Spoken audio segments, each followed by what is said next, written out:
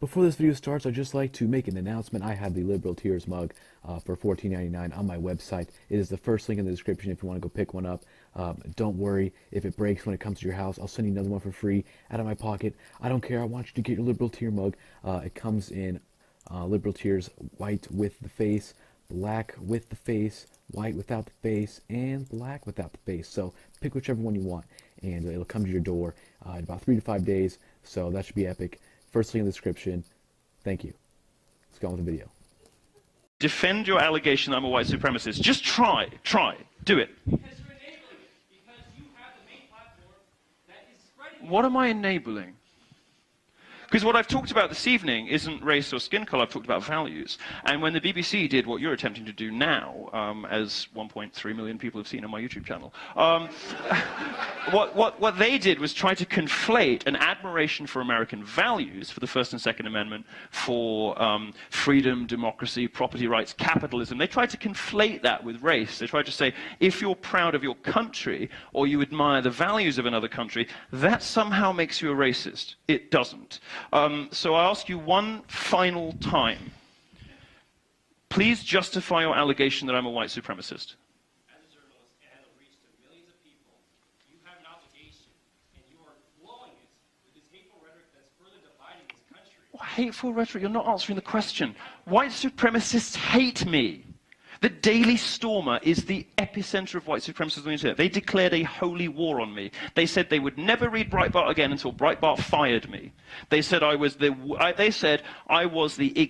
their number one enemy. White supremacists and anti-Semites hate me.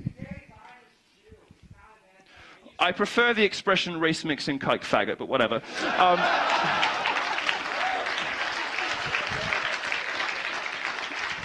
Sir, racists hate me. They hate me. Of course they do. So racists hate me, but I'm a white supremacist. You're just confusing me. You're confusing me. And I'm very easily confused because I'm a homosexual, but should we give him another chance? Give him one more chance. Okay. All right. Okay. One more try. I believe in you. I believe in you. I know you can do it. One more try. Justify your allegation. I didn't ask you if I was enabling white supremacists, which is just an equally idiotic allegation, but it's not the one you made. I'm asking you to justify your allegation that I'm a white supremacist. Please do so.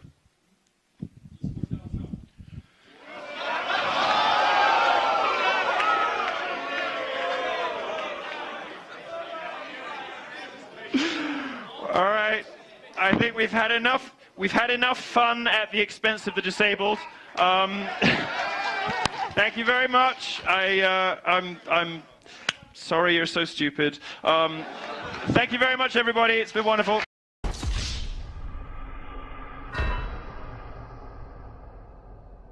But let's be honest, let's not try and do this shell game here. You're talking namely about white police officers. You just said at least 4 or 5 times white kids are not as much in danger, black people, so don't bring up the race issue and then say that I'm obfuscating it. I'm not. It assumes hatred, and it doesn't look at statistical realities, and it is very dangerous to preach this and to get young black people to believe it, because it's not true. It's less true than ever. And hence you haven't lived the life of a black person, but yet you're saying that. See what that is? From experience. That is an intellectual fallacy. That's not fair. Stephen, you don't want to hear that. We have experience with the stuff. Larry Elder says the opposite. We're not making it up, Stephen. Larry Elder says the opposite. That's condescending to try to say you guys just making this stuff up. I didn't say you're making this stuff up. I said it's incorrect. I didn't say you're making this stuff up. I said it's incorrect. Okay, so basically you saying it's incorrect means you making it up. It's not true. No, it doesn't. Do you know what a lie is? I think we all know what a lie is, Stephen. Okay, but do you know the difference between a lie and something being incorrect? Yes. A lie would be, the difference would be intent. I've not applied intent here. The only person who's applied intent is you to officers. I have said you are incorrect or that information is untrue. I've not called you a liar. I'm not insinuating any manipulation. I did not. This is what I'm telling you. You said it's talking down to me to say I'm making this stuff up. I didn't say you're making stuff up. I said it's incorrect. Is that fair? You said it's incorrect. Yes, you said it's correct. But what I'm telling you is that we live in this stuff. We see this stuff. I grew up seeing this stuff. We're not making it up or it's not incorrect. This is the things that we've seen in our lives, and we're talking about it. And the problem is there are some people in this country don't want us to speak about a reality that's here for the black man and black woman in America. And I'm sorry if it doesn't make you feel comfortable. Well, you know what? If you don't like it, let's fix the issue. Well, you're making the issue worse. Let's fix You're making the issue worse. Talking about it is making it worse. Your rhetoric saying that can I answer? It'd be like me talking about cancer or, you know, AIDS or something like that constantly and say, oh, you're making it worse because you keep talking about it. No, we want it fixed. If we spoke about it in an incorrect way. If we spoke about it in an incorrect way. For example, if we told people you can cure AIDS by eating sea algae, we'd be making it worse because that'd be incorrect information. You saying the problem is officers of any color or stripe are assaulting young black men because, and you don't provide numbers or statistical realities, you cover up information, you don't address information when it changes, it's not accurate, and you are actually telling people to address a problem which isn't the right problem nor the right solution, and it makes it worse.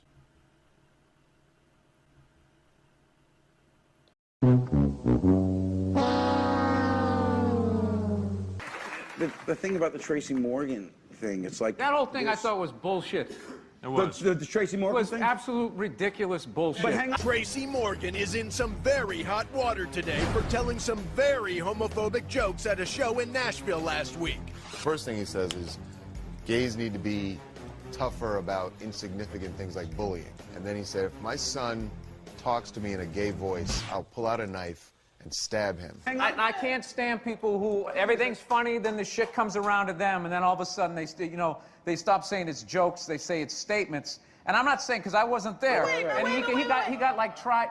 Look, you weren't there, I wasn't there, and I just felt like he didn't get a chance to say. He just immediately went into apology mode, and then all of a sudden they're parading him around like this trophy. And this is the only thing I'll say. You get to say whatever you want. We all get to, right? Absolutely. But the second it comes out of our mouths, it's no longer in our control about how it's supposed to be interpreted. The person who said it knows what they meant by it. If you process it in a fucked up way, ask him how he meant it first. But you don't get that luxury. As a comedian, you don't get the luxury to say, but I really meant to say it this way. I realize that. But here's what it really rests on, is that the whole thing came off of one guy's blog. Every news item about it. Did Tracy deny saying it? No. Did the guy get it wrong? No. Those two things. How do you know that? Because Tracy didn't say, wait, dude, that's not exactly what I said. Whether he said something offensive or not, I just thought it was fucked up that one guy went home like with, I guess, the greatest memory ever, like a stenographer, and typed it out, and everybody's like, that's what he said, and that's what he meant, because guy in seat number 5F said it. And next thing you know, he's going around got to apologize. That's kind of a scary thing as a comedian. Well, I've seen Tracy's act, his show is crazy. The show is pretty over the top. I was trying to remember what he was heckling. I just remember cocksuckers, so I think we were talking about gay people. There we go. You know, the fucking lesson here is the gay community has a very strong activist community who, when they hear shit against them, they take it to the mat, and guess what? Shit happens. Yeah, but I don't agree with that. Guess what? Shit happens. That word, it can mean other things. It just can be ball breaking anytime you play sport. I was playing hockey the other day, okay? And this guy, he knocked me down. I felt stupid. I got up. He asked me, he goes, you all right? And I go, yeah, you faggot. Like, it was this oddly intimate moment. He was going, are you okay? And we were on the ice, and it made me uncomfortable. And I said, hey, you faggot, get away from me. Like, why was it that faggot was the word that came to you when he was trying to help you? These are the questions that they should ask, rather than saying, you said it, so it means this. Why did it come? Because of the way I grew up, because of the way guys are. You're not supposed to be, I fell down, are you okay? I have a Liz Winstead story from when I was an open micer that I'd like to share with you. She's on stage. She had her friend Janine DeTullio, who was a very funny comic from Boston. They're all palling around backstage, this whole girls' club. She got on stage, and she said, I'm hosting open mic night, and when I'm here hosting open mic night, I've got rules. She has a list she's reading. She decides that she's going to interrupt the stand-up comedians while they're on stage and stop them from performing their jokes. This guy, Brian, I forget his fucking name, he was a guy who would struggle to keep it together on stage every time. And he was a very gifted comic writer, but a very uncomfortable performer. So he goes on stage, and he has this joke. something about I always make sure I open up the car door for my hooker. And Liz Winstead interrupts. Stop, stop, stop.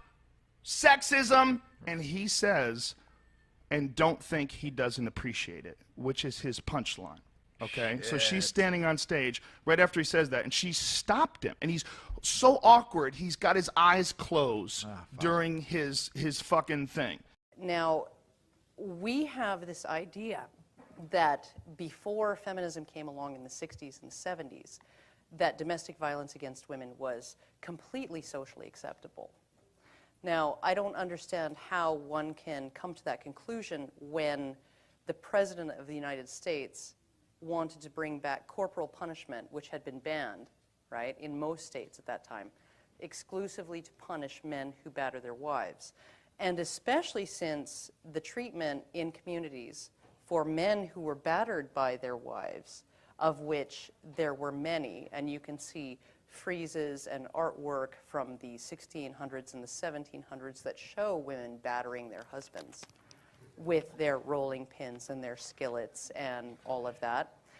Robbie Burns' Ode to a Henpecked Husband, all of those things. There were women who were abusive to men at that time, and the treatment that the community gave those men was either the Skimmington Ride, which was the practice of the community coming around the house at night and beating pots and pans and screaming and throwing things at the house to shame him for allowing himself to be beaten by his wife, or they put him on a donkey backwards, holding its tail, and rode him around the town square and threw, or strapped him to a cart, and threw rotten fruit and vegetables at him to shame him for allowing his wife to beat him, okay? And these things have been just quietly erased from modern scholarship and modern accounts of history, right?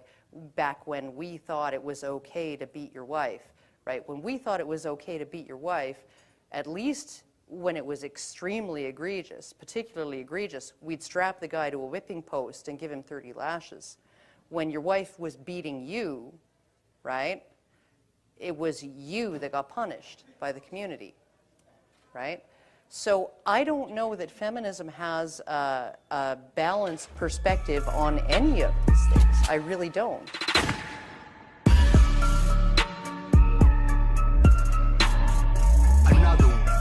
Joining us now is Hampshire College student Daniel Vogel, who was in favor of removing the flag, though didn't burn it. Daniel, thanks a lot for coming on tonight. So I want to read you a quote from you. This is to the Amherst Bulletin, and you said, think about the groups who use the flag, from police officers to the U.S. Army. These are the forces on the ground that make oppression happen. Now, the obvious point is, obviously, if the police and the Army were to go away, sensitive college students like you would be eaten alive. What's the median family income in this country? Do you know? The median family income in this country? Yeah. What does a median family make? Yeah, it's much median less. Family in this country? Yeah, it's much less than 1 year of your $60,000. schooling. Yeah, of $62,000, which is what you pay or your parents pay for you to go to Hampshire school and burn the American flag. It's much less than that. And so I just wonder if you understand the bounty that you have, the good deal that you have, the excess that you're benefiting from. Do you get that at all? Oh, no, I am 100% privileged to be at this institution. And I think that I have to recognize the fact that the wealth of my parents that was able to pay for this institution was garnered off of slavery and was taken from exploitation. The land that I live on was taken from Native peoples, and the land that I live on back in Portland, back home, was taken from Native peoples. It's the wealth of the people who've been oppressed and who've had things stolen from them that allowed me to go to this institution. But then, so why are you doing it? I mean, honestly, why are you doing it? I mean, why not go pick apples in Washington State? Why are you consuming $62,000 a year of this blood money, as you describe it, to sit around campus and do pointless rhetorical and symbolic acts like burning flags? I mean, why not work with the people, the laborers? No, I very much disagree that symbolic, removing the flag was a not useful thing. I mean, it got me on your show, correct? It's a useful tactic in terms of getting voices out there. And I think that going to a school like Hampshire College, I'm not here to defend going to Hampshire College. What I'm here to do is I'm here to defend the removing of the flag from our campus, which was overall a democratic process. So I can understand the context of this. Very quickly, you're for diversity, obviously, and yet I bet there's virtually nobody on your campus who's openly supporting Donald Trump. Do you yearn for more diversity on your campus, or are you happy in a world where everyone thinks like you? I think diversity is a different word when you're applying it to political standpoints versus different aspects. Like, I can leave Hampshire College and go to UMass or Amherst College right next door and expose myself to different viewpoints. The point of Hampshire College isn't to create a model of our country and then simulate like political debate and whatnot. It's to figure out, well, what is most liberally correct, what is the most social justice academia. I don't want to live on this planet anymore. Well, I mean, when it comes to we've heard a lot about the imbalance of power between, for example, employers and employees, people who have better education versus people who have less education. I can say with a firm heart that the worst imbalance of power and the most violative principle when it comes to consent is the idea that you're losing, so you bring in the guys with the guns to enforce your point of view is to pay.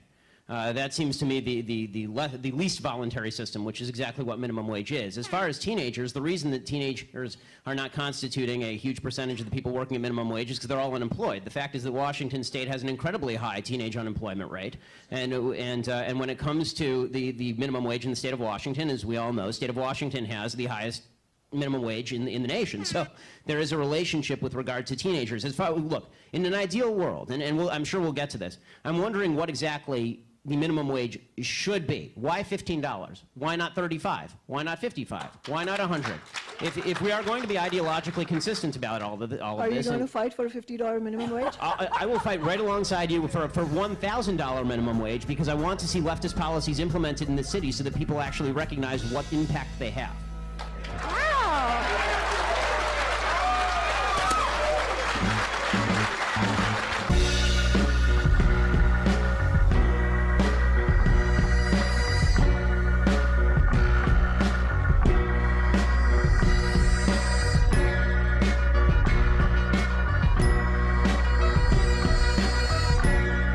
The fact of the matter is that the meme and the narratives are set around Black Lives Matter should be called Black Lies Matter, because they don't want to talk about the real issues around why Black lives haven't mattered. It isn't because of cops. It isn't because of America. It's because of the behavior of liberal blacks and the system that has made black people, unfortunately, put in situations where they are disproportionately criminals.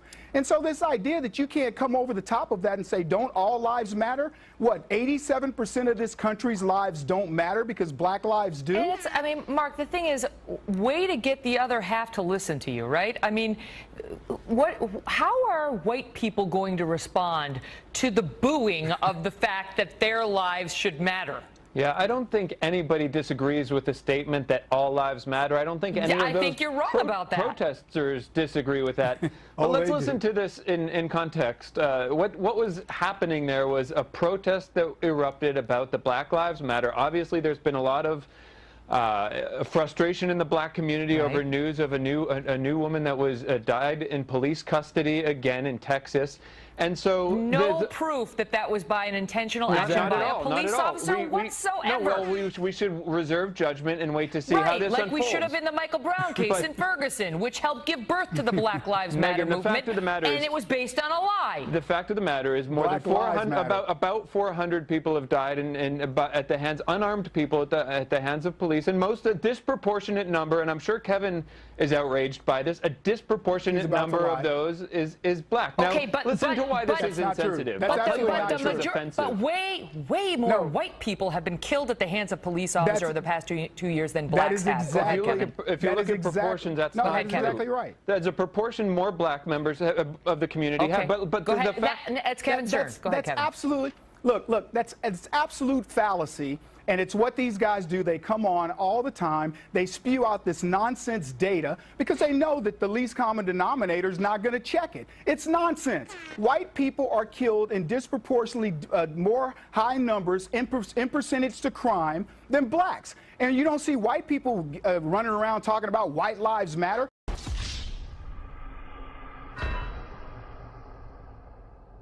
Call the cops on this campus if someone hurts your feelings? If someone hurts your feelings, and that woman at Yale yelling at the professor for saying, I think Halloween costumes should be allowed and we shouldn't be censoring them.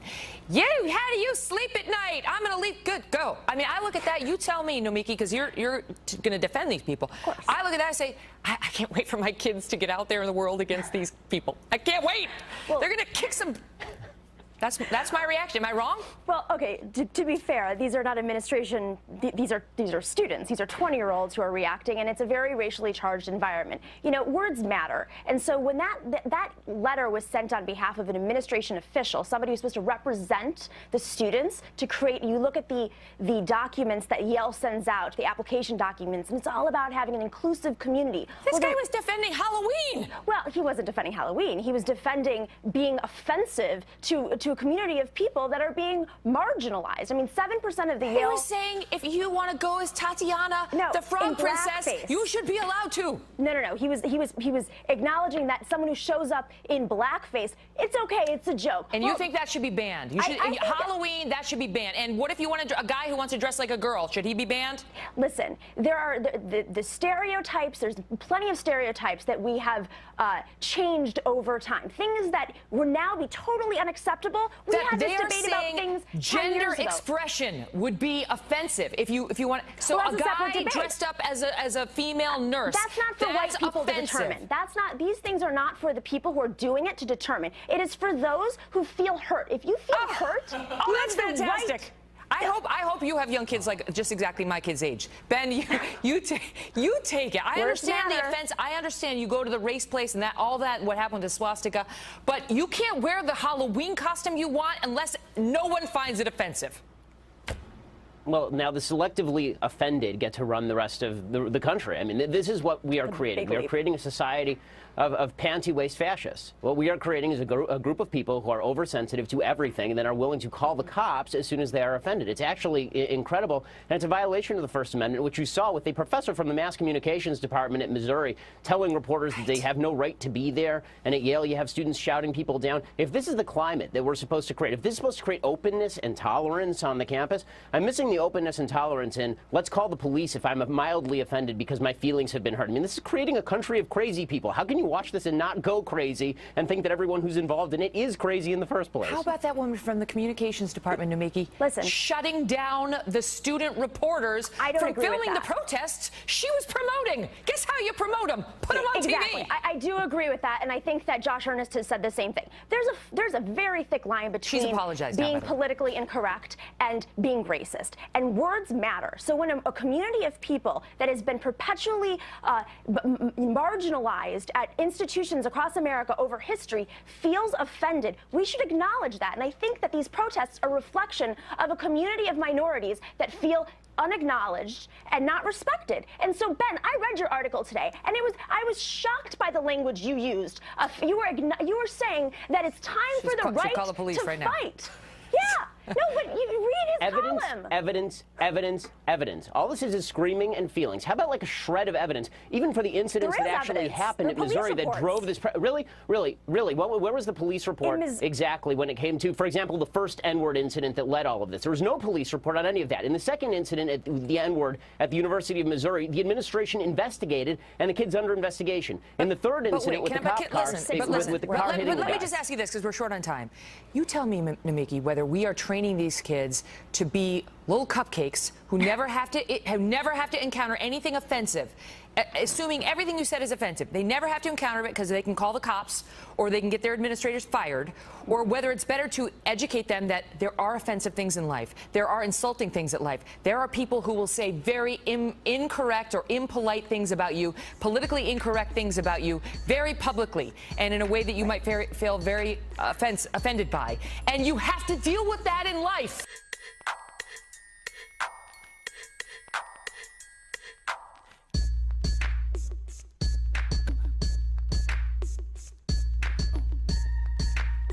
in moments of hysteria, fear, conflict, there have been exceptions. Internment was an exception. Well, who's hysterical right now? And we can have that debate later. No, who's hysterical right now? What I'm saying to you is, you may be right that in the absence of any kind of national hysteria, fear, terrorist attack, war, whatever, in the absence of all that, bluster may remain bluster, a guy tweeting may remain a guy tweeting, and all may be well. That's one scenario.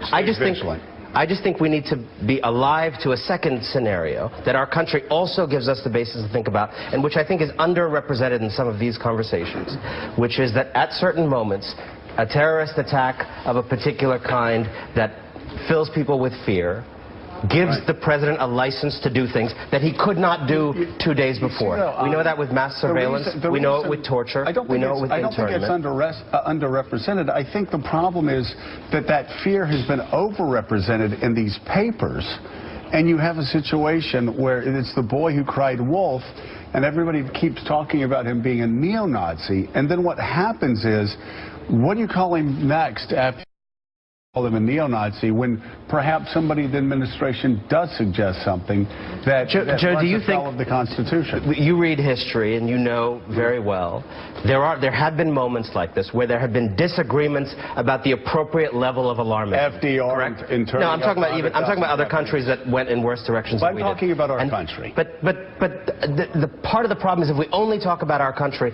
we're not actually being fully vigilant. Actually, we are being fully vigilant because, as the editor of The Economist said, our country actually is different. And by the way, there's a reason why dictators have not been able to do in our country over the past 240 years what they've been able to do in other countries.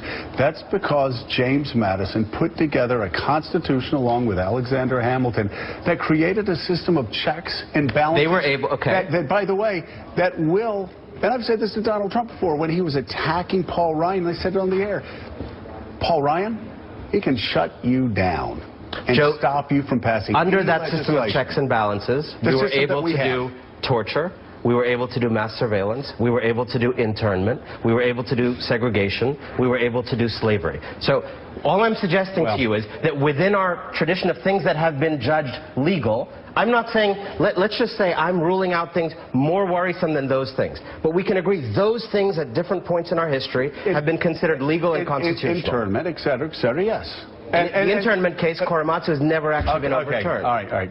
So, I understand the case for being calm, but if I'm not saying being calm. If you are wrong, what we get is something very much more dangerous than if I'm wrong. Right. That's all I'm arguing. That's why I said we stay vigilant. I just personally have confidence in the Supreme Court of the United States and Congress and the system of checks and balances in our Constitution that I do think that we don't need to jump out of they keep yelling at us. So we don't need to jump out of windows with our hair on fire. Although, how Anand may feel is that's easy for us to say.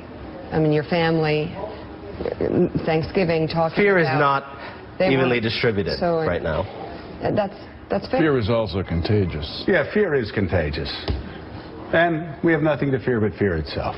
Also, I think it's a little scary that a month before he even takes over the presidency, we're already talking about the need for a Supreme Court. Well, that's scary to you. That's called the First Amendment. You want the First Amendment to suit you the way you want to suit it. I guarantee you, Anand, there are 50% of Americans at least who believe that somebody that burns the American flag should be. And the whole point of the First Amendment hold on a second, is to restrain what a majority can do. Okay, but the First Amendment also has its limits. I support the ability of people to be able to burn the American flag if they want to.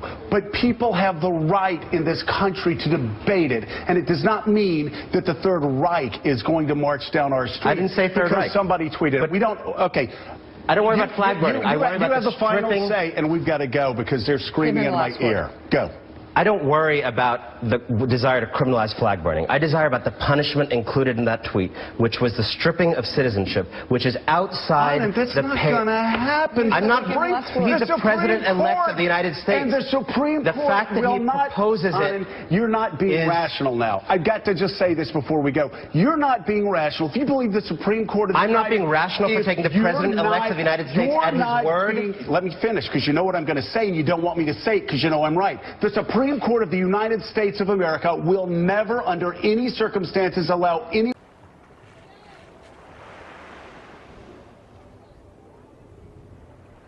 Hello, everyone. Hey, I'm just stopping by to remind you that liberals are insane. Social justice warriors are becoming more violent and triggered than ever before. Anyways, be sure to subscribe to KGPTV on YouTube and have a blessed day. Yeah, man.